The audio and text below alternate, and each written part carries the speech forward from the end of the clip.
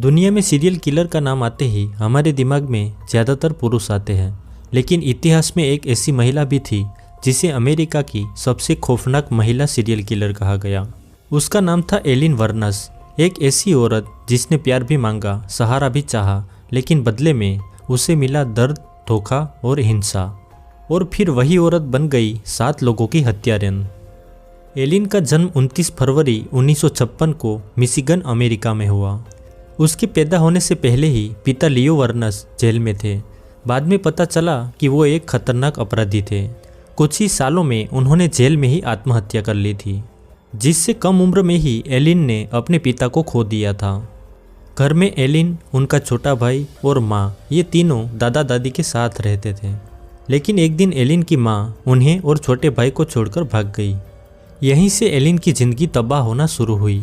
Elin का दादा बहुत क्रूर और हिंसक था। उन्होंने बचपन से ही एलिन के साथ मारपीट, हिंसा और भावनात्मक शोषण करना शुरू किया। वो एक बच्ची थी, लेकिन उसकी मासूमियत बहुत जल्द छीन गई। एलिन जब 13 साल की हुई तो उन्होंने तय कर लिया कि वो अब यहाँ पर नहीं रहेगी। तो एक दिन वो घर छोड़कर भाग गई।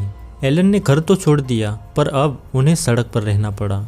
वो खाने और रहने के लिए भारी संघर्ष करने लगी। अपना पेट भरने के लिए उसने गलत काम किए, जिससे सिर्फ 16 साल की उम्र में वो प्रेग्नेंट हो गई।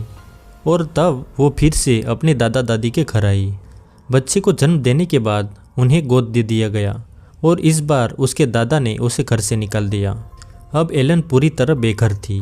हाईवे, जंगल, पार्क, जहाँ जगह मिली वहाँ रही और यहीं से उसकी ज़िंदगी ने सबसे खतरनाक मोड़ लिया। जिंदा रहने के लिए एलन ने हाईवे पर लिफ्ट लेकर सफ़र शुरू किया और पैसे के लिए खुद को बेचना शुरू कर दिया। वो अक्सर कहती थी, मैंने ये सब शौक से नहीं किया, मजबूरी थी।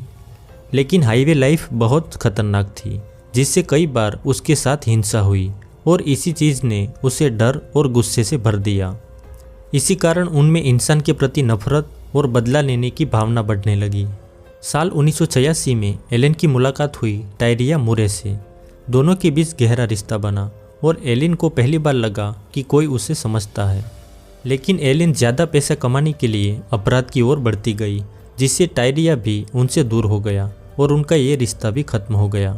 इसके बाद एलिन ने मौत देने का सिलसिला शुरू किया, जिसमें वो पहले हाईवे पर लिफ्ट मांगती और जैसे ही वो गाड़ी में बैठती, थोड़ी ही देर में चाकू के वार करके मौत के घाट उतार देती।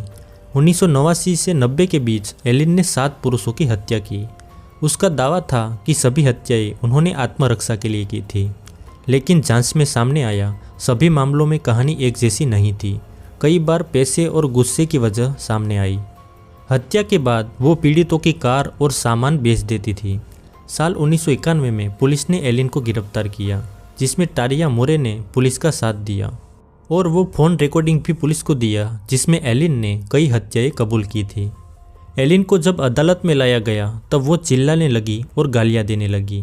उनकी मानसिक स्थिति गंभीर रूप से खराब थी।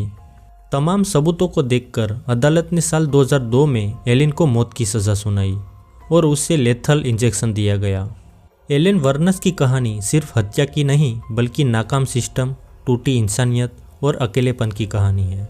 दोस्तों, अगर वीडियो अच्छा लगे तो लाइक करें और चैनल को सब्सक्राइब करना ना भूलें। धन्यवाद।